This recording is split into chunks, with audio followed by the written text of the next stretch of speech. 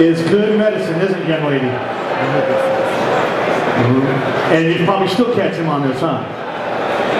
This technique has put everything on the back burner. Because we didn't have any rain this year, the people were complaining about the fisheries being touched catching fish. Just tough. So most people were using Jose baits. You know what a Jose bait is? Itchy Wacky hook has put more fish on a boat for my clients and myself. This is like butter. Very inexpensive to catch a lot of fish for you guys. Now, I've got a power worm on here, a little hand-pour power worm. The Itchy Wacky hook is a tungsten head. It's made by the Zappu, Z-A-P-P-U company. When you throw this bait out there and let it go down, I'm using 8-pound test fluorocarbon line on the outside of the weed line. I work it extremely slow. Tick, tick, tick.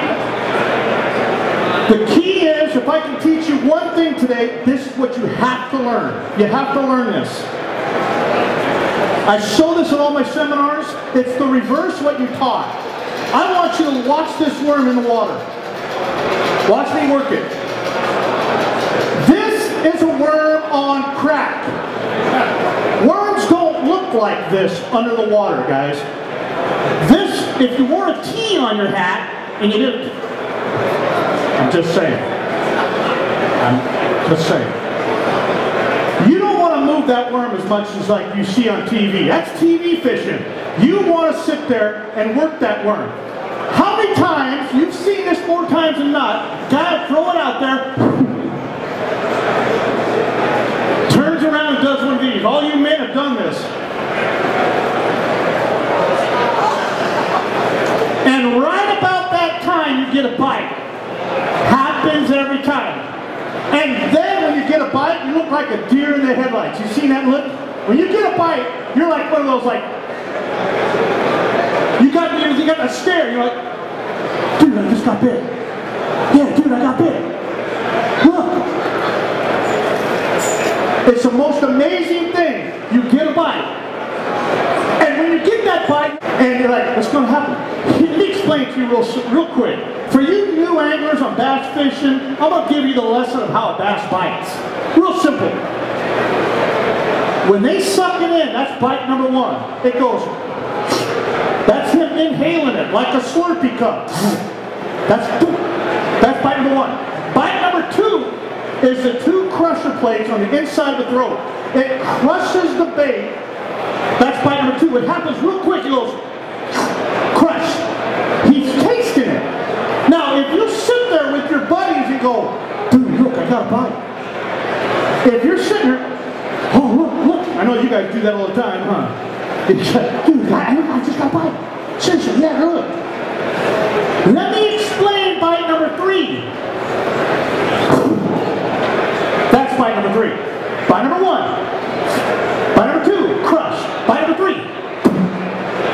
So if you get that big bite down there, you know the one that's really big? You go, tick. You go, oh, dude, I just got a oh, I can't believe I missed that fish. Oh, he hit hard. That's because he spit it out.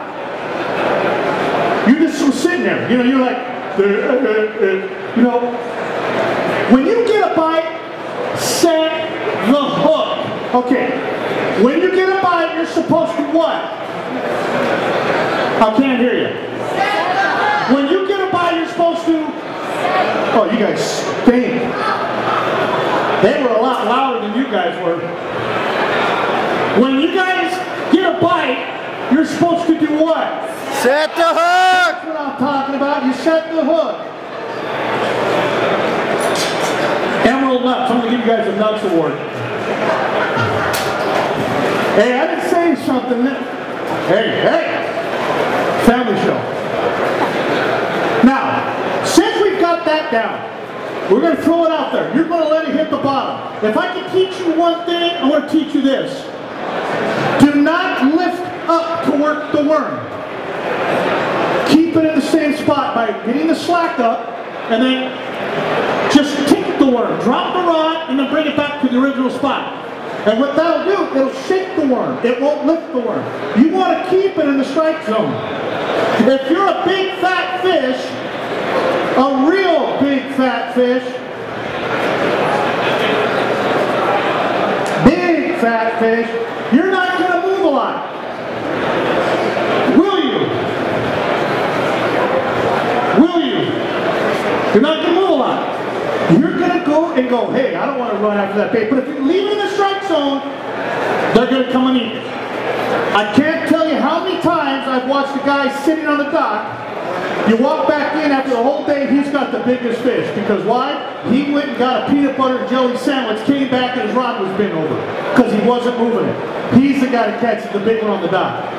So now, when you throw it out, don't start working it. Let it fall to the bottom. When it's on the bottom, kick it.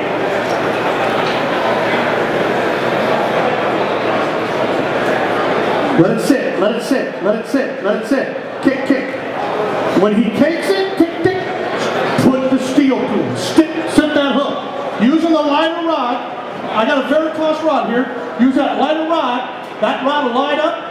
And you're not going to use a heavy rod. Remember, you got 8-pound catch. You got to give them some. You can't horse these guys.